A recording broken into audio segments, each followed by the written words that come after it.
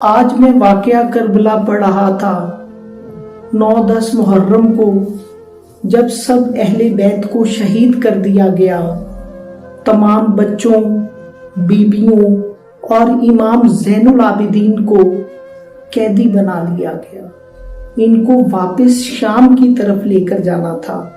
شام کا سفر 1445 میل بنتا تھا، جس میں 36 شہر، 72 بازار، 144 گلیاں، 258 موڑ اور 3 دریا شامل ہیں۔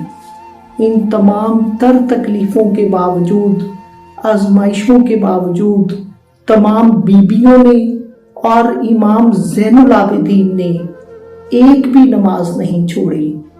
ہم اپنی طرف دیکھیں کہ آج ہم کہاں کھڑے ہیں۔